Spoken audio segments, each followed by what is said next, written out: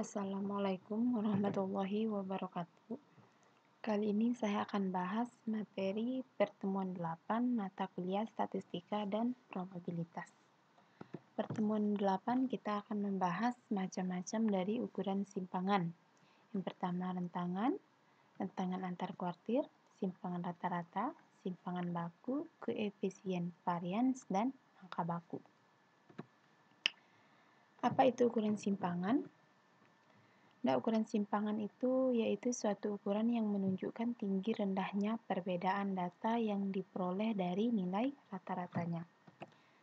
Macam-macam ukuran simpangan, yang pertama kita akan bahas rentangan atau rank. Rank itu adalah selisih dari data tertinggi dan data terendah. Contoh, diketahui nilai UAS statistika 10 orang mahasiswa. Ini nilainya masih acak, ya, dimulai dari 90 hingga 70. Untuk kelas B dimulai 80 dan yang terakhir 60. Tentukan nilai atau rank nilai dari data kelas A dan kelas B. Jadi langkah-langkah menjawab kita urutkan dulu. Yang untuk kelas A kita urutkan dulu nilainya dari yang terkecil hingga yang terbesar. Jadi setelah diurutkan didapatlah nilai terkecilnya 50 dan yang terbesarnya adalah 100. Maka rentangan untuk kelas A adalah 100 dikurangi 50 sama dengan 50 ya. Ini untuk rentangan kelas A. Untuk rentangan kelas B, jadi kita urutkan nilainya, didapat nilai terendah adalah 60, tertinggi adalah 95. Ya. Maka rentangan untuk kelas B adalah 95 dikurangi 60 hasilnya 35. Ini untuk rentangan kelas B. Selanjutnya kita akan bahas rentangan antar kuartil. Apa itu? Yaitu selisih dari kuartil ketiga dan kuartil pertama. Nah, ini ada contoh tabel ya. Tabel nilai distribusi frekuensi, nilai ujian akhir statistika dan probabilitas di UNAMA tahun 2020. Data ini kita pakai dari pertemuan sebelumnya. Dan didapatlah NF-nya 70. Tentukan RAK. Nah, untuk menentukan RAK terlebih dahulu kita harus cari kuartil pertama atau K1, kuartil kedua, kuartil ketiga. Nah, kita harus cari terlebih dahulu K1, K2, dan K3. Kebetulan ini sudah kita dapatkan pada perhitungan nilai kuartil pertemuan sebelumnya, yaitu pada modul 7. Jadi kita langsung masukkan RAK sama dengan K3 dikurangi K1. K3 82,47, K1 72,67. Maka didapatlah RAK-nya 9,8. Dapat ditarik kesimpulan bahwa 50% nilai tersebut paling rendahnya 72,67 dan paling tinggi 82,47 atau 469. Dan perbedaan atau dengan RAK nih, RAK ya, ini RAK-nya 9,8. Dari mana dapat 50%? 50% ini didapat dari K3 dikurang K1. Jadi sama dengan 3/4 dikurangi 1/4. Hasilnya 2/4 atau 1/2. Makanya sini dituliskan 50/50%. Nah, selanjutnya rentangan semi antar kuartil atau sering disebut dengan simpangan kuartil. Rumus untuk menentukan simpangan kuartil adalah setengah dari RAK. Ini dengan data yang sama, maka kita tentukan RAK-nya. RAK-nya didapat dari nih, SK sama dengan RAK setengah dari RAK. Jadi setengah dari 9,8 sama dengan 4,9. Jadi selanjutnya untuk harga K2 atau median sama dengan setengah dari 72,67 ditambah 82,47. Artinya setengah dari K1 ditambah K3. Jadi sama dengan 77,57 plus minus dengan simpangan kuartilnya 4,9. Artinya 50% dari nilai ujian tersebut intervalnya terletak antara 72,67 sampai 82,47 atau 77,57 plus minus 4,9. Ya, 77,57 kurang 4,9 hasilnya 72,67. 7757 ditambah 4,9 hasilnya 82,47. Yang D, simpangan rata-rata. Simpangan rata-rata adalah rata-rata dari mutlak semua simpangan terhadap rata-rata kelompoknya. Jadi harga mutlak di sini maksudnya semua nilai simpangan dianggap positif. Nah, simpangan diberikan simbol X. X ya, X besar ini adalah data yang diketahui. X ini adalah X rata-rata atau mean.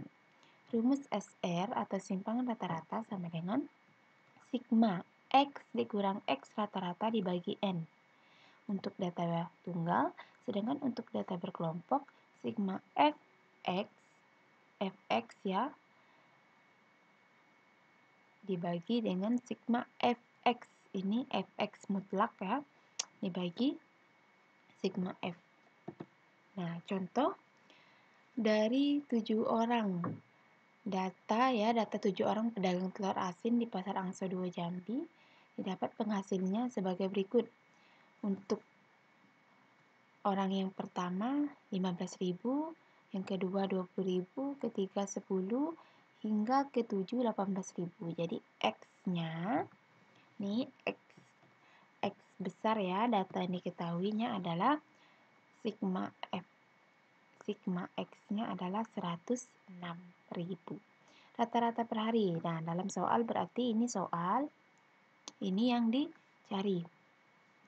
Rata-rata per hari gimana? Gimana cara cari X rata-rata? Sigma X dibagi N. X-nya harus mutlak. Jadi 106 dibagi 7 hasilnya 15,4. Jadi rata-rata per hari 15,14.000. Simpangan rata-rata sama dengan untuk data tunggal sigma X mutlak dibagi N.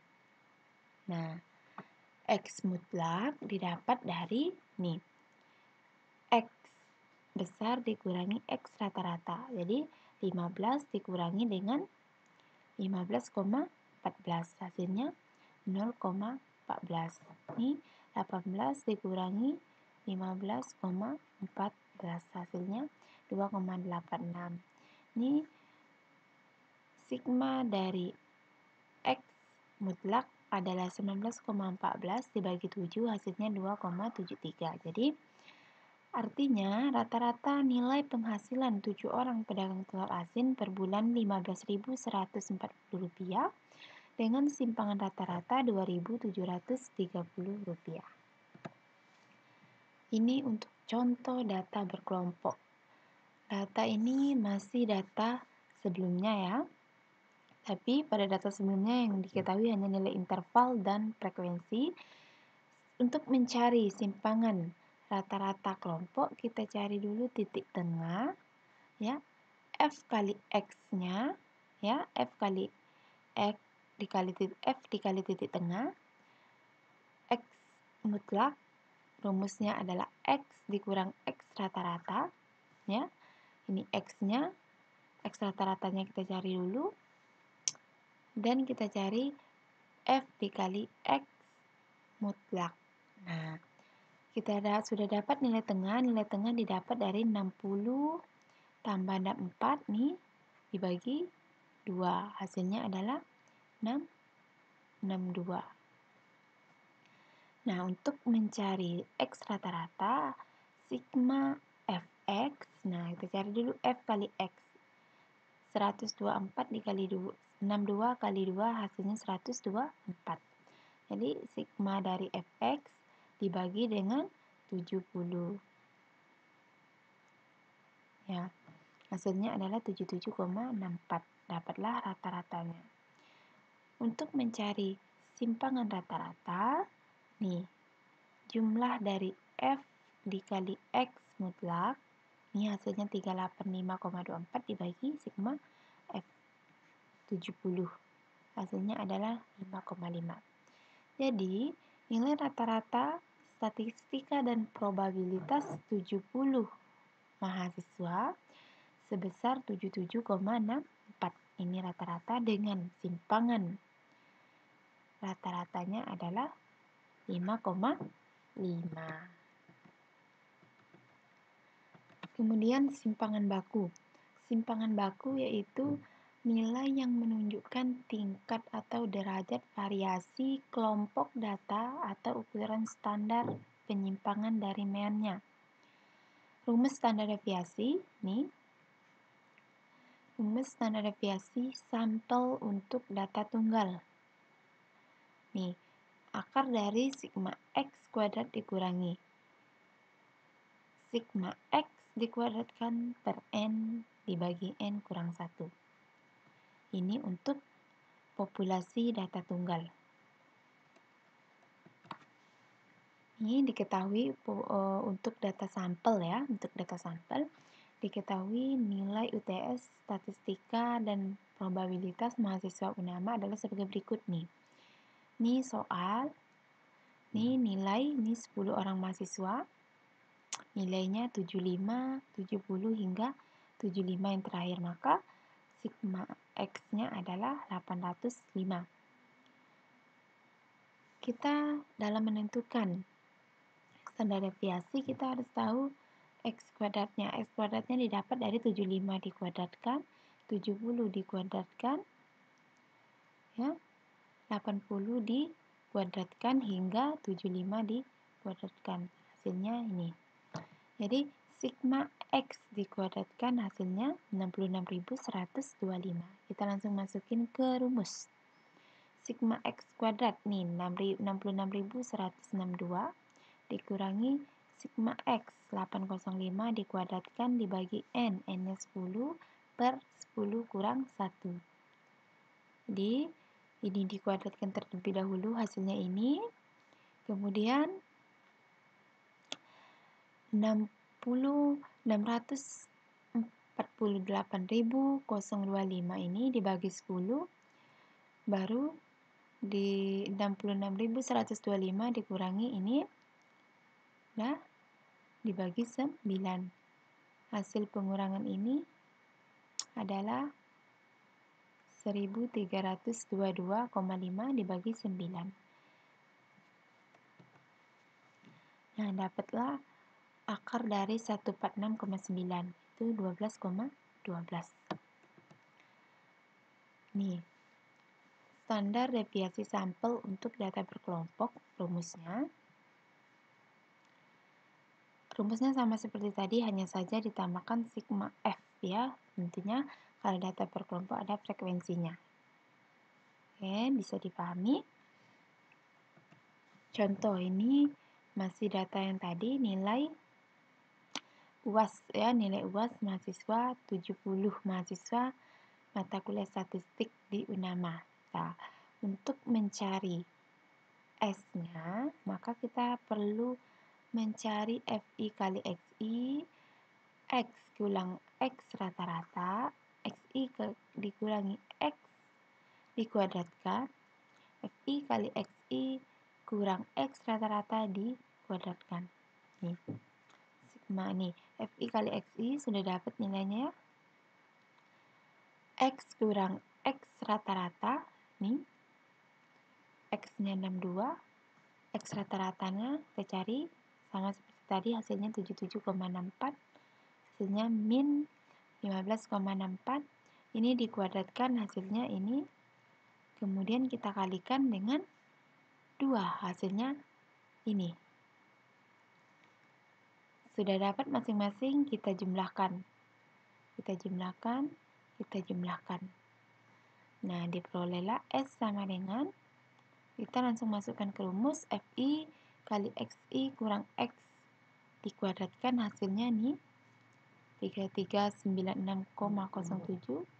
dibagi 70 kurang 1 sama dengan 7,16. Jadi, standar deviasi nilai statistik 70 mahasiswa tersebut adalah 7,16. Varians. Varians adalah kuadrat dari standar deviasi. Jadi, kalau sudah dapat standar deviasi, untuk mencari varian tinggal dikuadratkan. Jadi, ini standar deviasi untuk data tunggal tadi kan 12,12, maka variannya tinggal 12 dikuadratkan. Hasilnya 146,89. Untuk data berkelompok didapat standar deviasinya 7,16, maka variansnya adalah dikuadratkan menjadi 49,2243. Koefisien varians, rumusnya adalah standar deviasi dibagi X bar atau rata-rata dikalikan 100%. Contoh, Dr. Handes Ridwan MBA mengajar mata kuliah statistika 2 kelas, yaitu kelas A dan kelas B. Setelah 8 kali pertemuan diadakan UTS, datanya diperoleh sebagai berikut. Kelas A rata-rata 75, standar deviasi 5,4. Kelas B rata-rata 85, standar deviasi 4,2. Jadi, koefisien varians untuk kelas A yaitu S per rata-rata dikali 100%, 5,4 dibagi 75 dikali 100% hasilnya 7,2%. Untuk kelas B hasilnya 4,94% atau 5% ya. Sekarang angka baku. Angka baku ialah bilangan yang menunjukkan tingkat data penyimpangan dari mean dalam satuan standar deviasi. Jadi, seberapa jauh nilai yang menyimpang dari S. Lambangnya Z-score. Z-score sama dengan X, ya. X nilai variabel dikurangi dengan X bar atau X rata-rata dibagi S standar deviasi. Contoh, Fatimah mahasiswa setia mengambil 5 mata kuliah. Nah, diketahui nilai bahasa Inggrisnya, ini 5 mata kuliah bahasa Inggris, statistika, manajemen, hukum tata negara, dan matematika. Ini nilainya untuk bahasa Inggris 80, rata-ratanya 70, dan S-nya 5. Nah, untuk mencari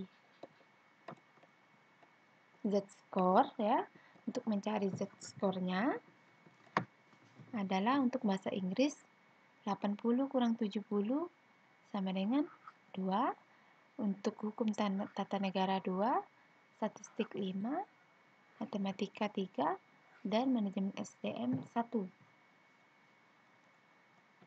Nah, kalau dilihat dari besarnya, nilai matematika paling baik derajatnya karena mendapat nilai 100. Tetapi kalau untuk